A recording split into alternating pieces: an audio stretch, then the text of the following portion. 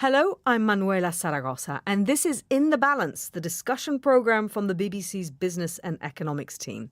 This week, it's estimated that across the world, up to 1.2 billion people live with some sort of disability. That's equivalent to the population of China. And according to the International Labour Organization, about 80% of those 1.2 billion people are of working age. Yet research shows having a disability means you're less likely to have a job. In the UK, for instance, disabled people are more than twice as likely to be unemployed as the non-disabled. So we're asking, what can governments and employers do to ensure those with a disability have the same opportunities as everyone else? Is there such a thing as best practice? And how can disabled people give themselves the best chance of getting into work? So let me introduce our panel of guests. Dr. Alice Maynard is the former chair of the disability charity Scope in the UK and an associate of the Business Disability Forum and Business Disability International. She's in the studio with us here in London. In the US, Randy Lewis is a former executive of the US pharmacy giant Walgreens Boots Alliance.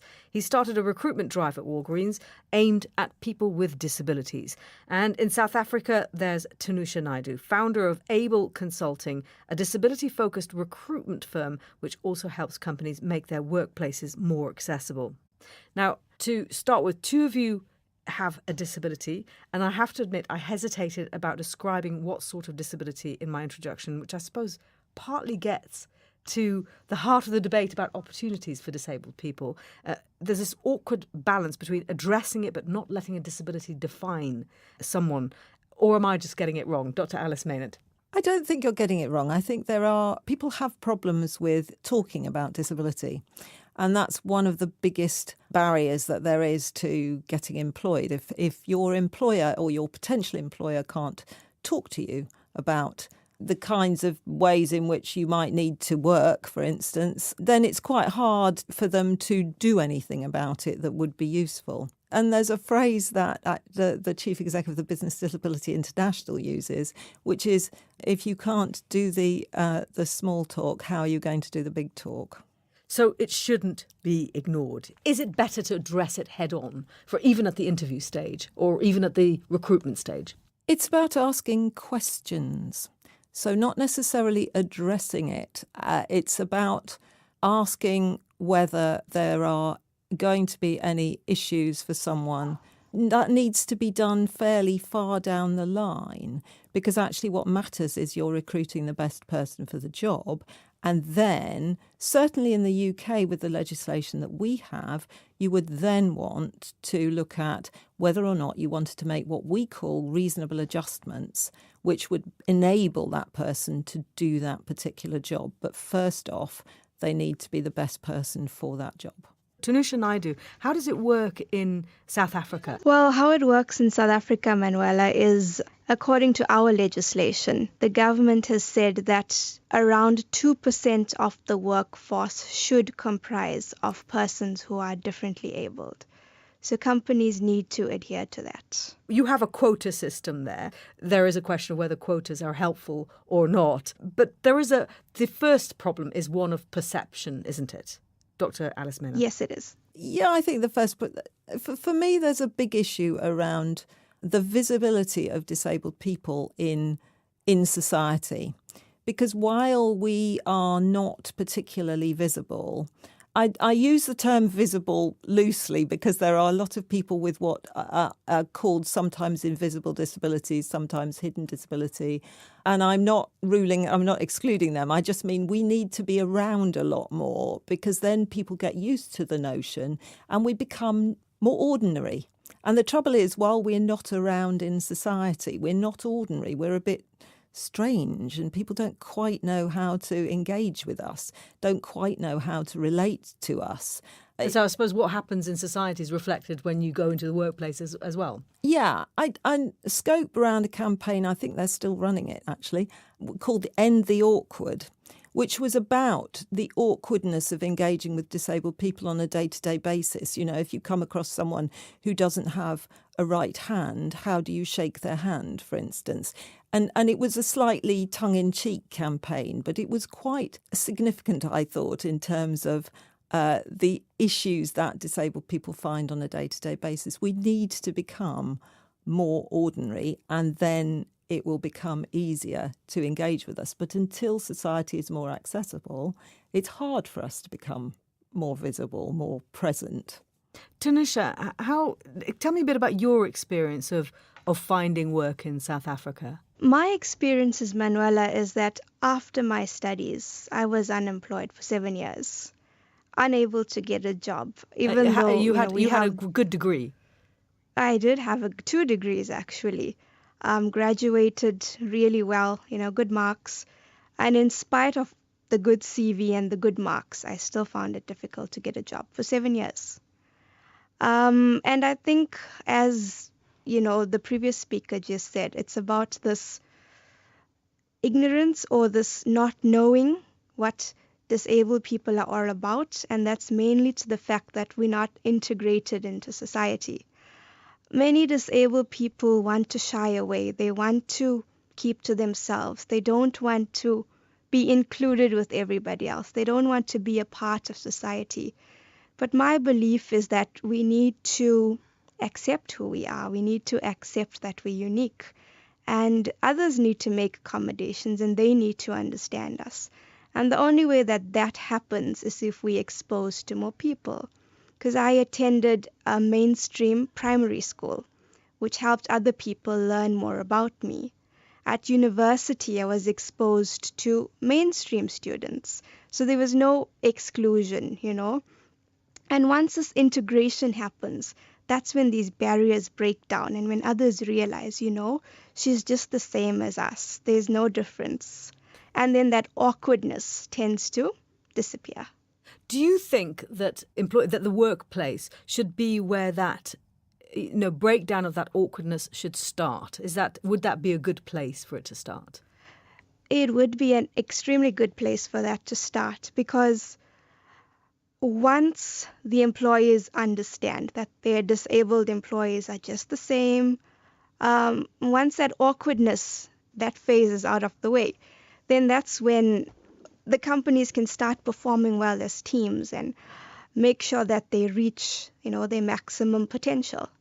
And can I ask you what sort of disability you have? I'm actually blind. You say for 7 years you couldn't find a job. What happened after that?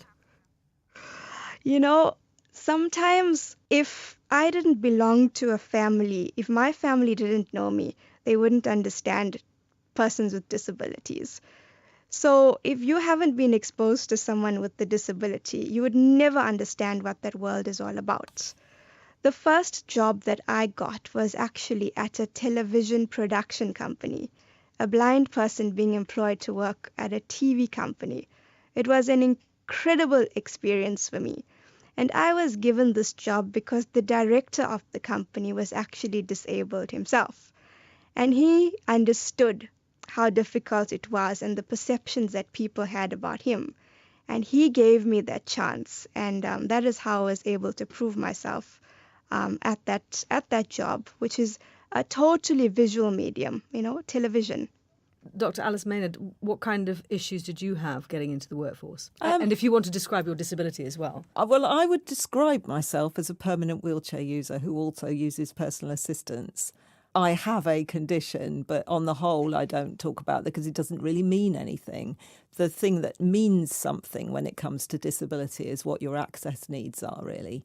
So that's how I would describe myself. I have been extremely fortunate in my career because I started work early in the 1980s, and I got a job with a software house writing large computer systems. And it's hard to tell because, I was highly qualified to do it. I was a good student. I had the right kind of degree and I competed well in the assessment process with my peers.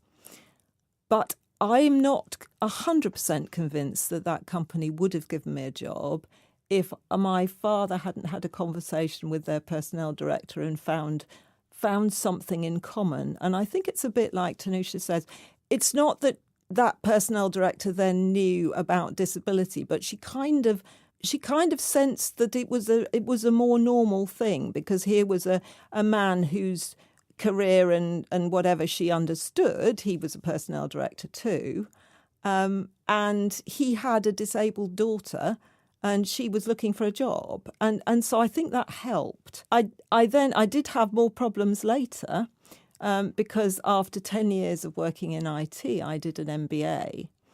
And that was in the 90s, when there weren't many people in the UK with MBAs, and there certainly weren't many women with MBAs. And there were, I don't know whether I was the first disabled woman with an MBA in the UK, but it's possible I was. If there are any out there, let me know. And after that, I couldn't get a job. Just because you enter work doesn't mean that the barriers that you encounter are over. When you made job applications at the time, did you have to put on forms? Did you sort of reveal that you were disabled when you were in the interview process or in the application process? Or I did sometimes, I didn't other times. I invariably told people when it got to interview stage, because the last thing I wanted to do was shock them when I turned up. So I always told people at that point. I didn't. And you were getting lots of interviews?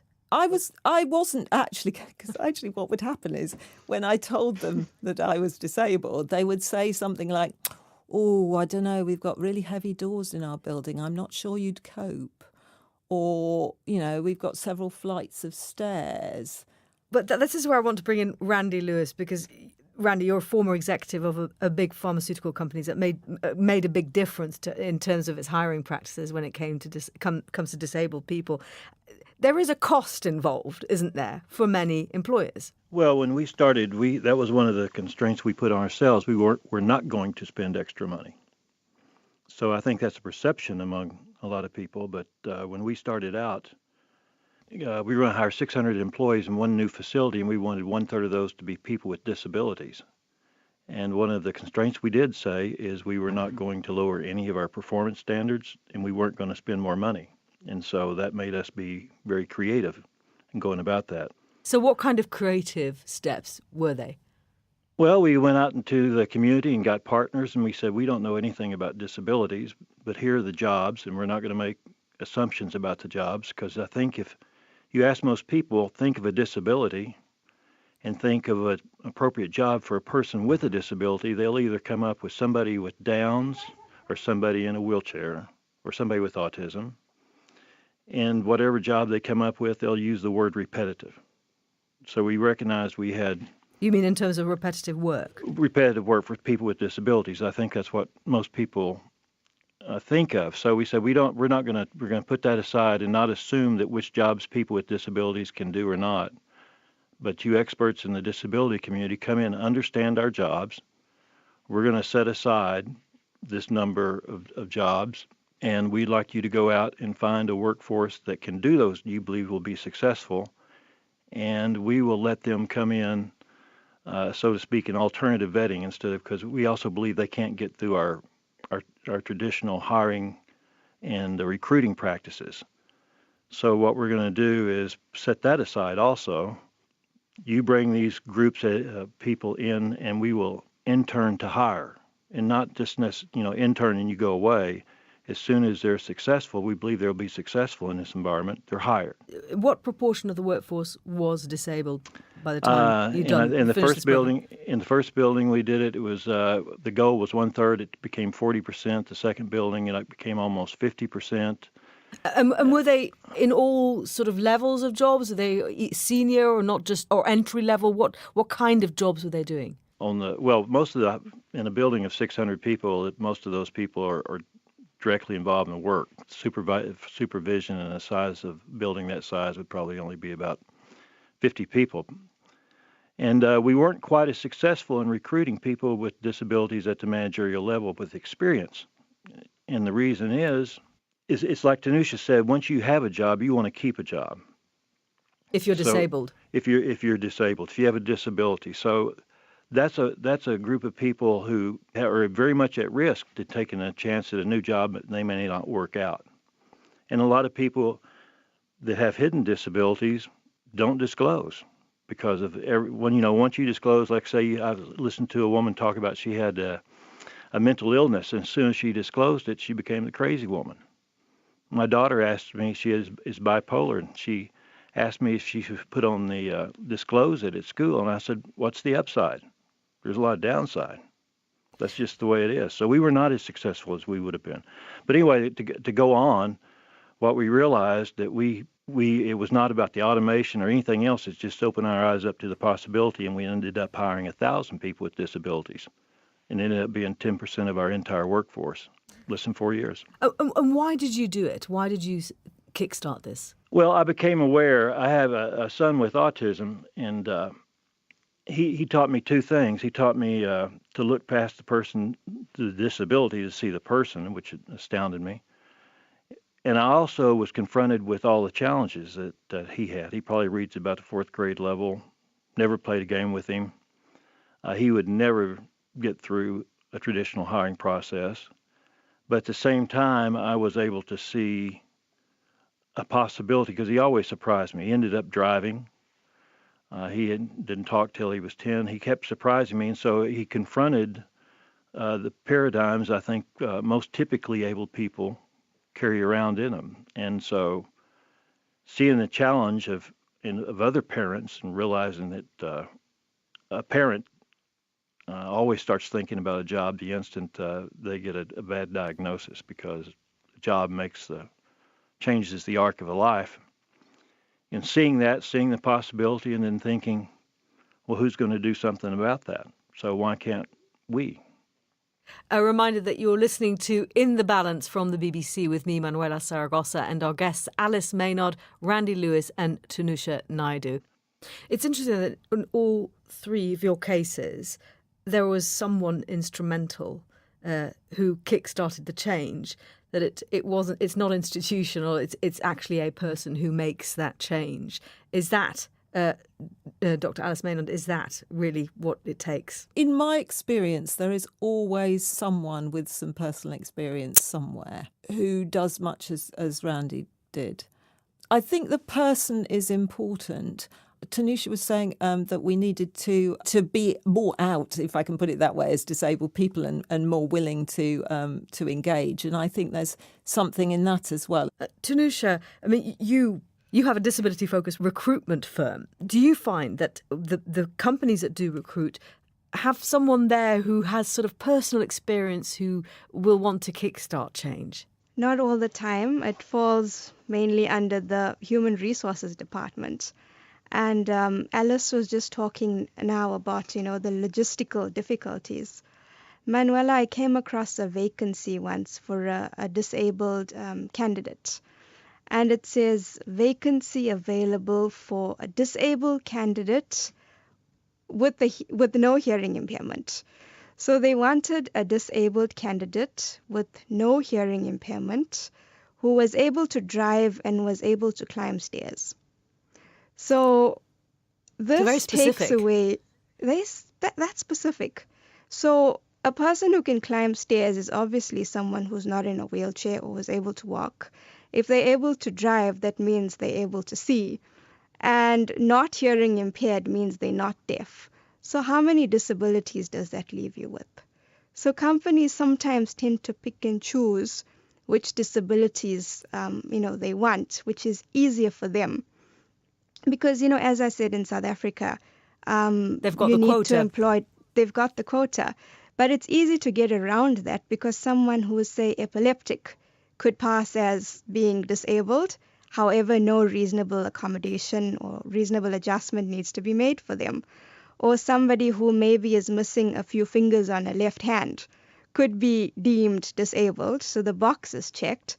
However, they don't need software to be installed. They don't need ramps to be installed. They don't need fonts to be enlarged, and things like that. Randy, yeah. No, it's interesting the assumptions that Alice and Tnunusha come up with employers. We discovered a wonderful technology that was the key to our success. It's called ATP, Ask the Person. So. For example, our procedure would say it takes two hands to do this procedure. If somebody with one arm or one hand would apply, we would automatically exclude them. Now we ask them.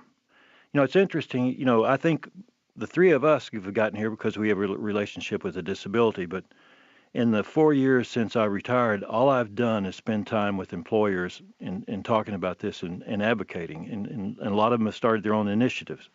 And it's interesting, we get together once a year, and these are executives from big companies like UPS or Procter & Gamble or what and so forth. And I asked them, why did you do this? Why did you launch a specific initiative to hire people with disabilities? It always comes around to the issue of we realized that we do have these invisible walls, and there was a group of people out there that were unjustly leaving behind.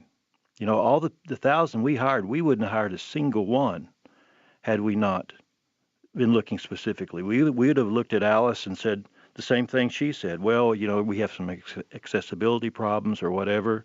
Or if Tnunusha came in and said, oh, we do a lot of meetings with a blackboard, let's just go to the next candidate.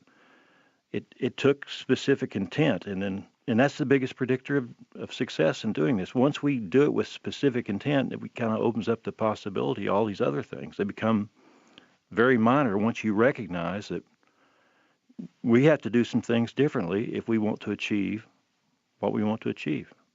So I want to ask all of you a last question then. Tnunusha, I'll start with you because I just wondered, given your experience and also your experience of this recruitment firm that's disability focused, I mean, what one thing, we've heard Randy there talking about attitude being fundamental, but what one thing do you think would really make a difference to disabled people having better opportunities in the workforce? I think it's this barrier that needs to be broken down where people's perceptions of persons with disabilities are that we're incapable of many things. So for myself, when I go to companies and I pitch, my products, my example is an example to them. It's a lesson to them. Hey, she's blind. She owns her own company. She's independent. She's able to use her laptop. She's able to use her phone.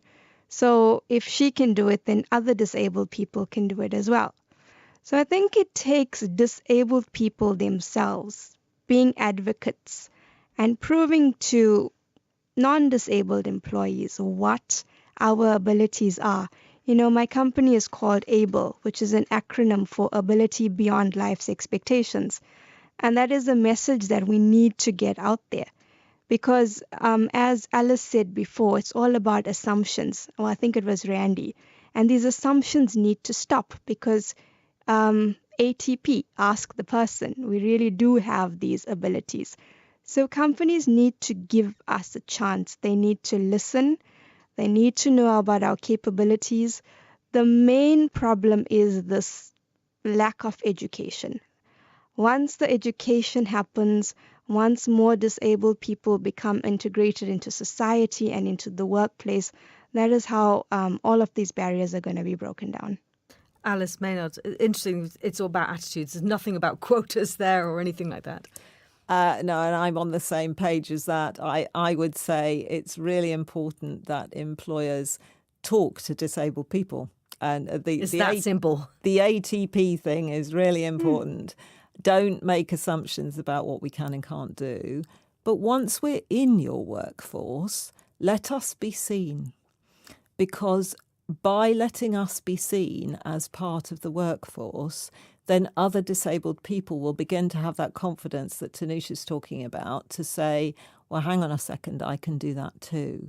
So there is a need for more, dare I say it, role models amongst the workforce. And if you have disabled people working for you, then let their lives speak, I suppose.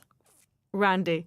If we really believe that people with disabilities are underrepresented in the workforce, I think it's just two dimensions. What's the timetable to fix that, and what are the means? As far as on the legal side or policy side, we have sticks and we got carrots. Incentives will be in the carrots and quotas. Although in the United States, there was an executive order under the Obama administration of 7% of the workforce was the expectation for federal contractors, and how it was measured not as a quota but as best efforts to try to get there. So that's a kind of a minor stick. But I think the three of us are working in the world of moral suasion, which is the other tool. And I think it comes down to expose. We have to expose the issue, and that's what happened in my life, and certainly Alice and Tnunusha living with it. We have to expose it and bring it out to the light, and then help people envision what it can be. To us, the people that have worked on this side of what I call the demand side, I think everybody would say this made us better. It made us better managers. Being inclusive was good, and we didn't sacrifice any business objectives. And in doing so, it became the best work of our lives. Did it do anything to your bottom line? Well, we found out that safety was better, retention was better, absenteeism was better. We have a real problem in the United States. There's a flu that goes to the United States the day after the Super Bowl. And so we found that this was a group that showed up, and performance was the same. The engagement across the board was better. It's been measured, been written about, and everything we did for people with disabilities helped everybody. Every policy change, every adjustment we made, it made it better for everybody. And on that positive note, we've run out of time. We have to end the discussion there. Thanks to our guests, Dr. Alice Maynard, Randy Lewis and Tunusha Naidoo. You'll find lots more about disability in the workplace online. We've been covering the issue all week. Go to bbc.co.uk/disability or search for more on social media using the hashtag DisabilityWorks. For now, though, from me, Manuela Saragosa, and our editor, Audrey Tinlin, that's it from this edition of In the Balance.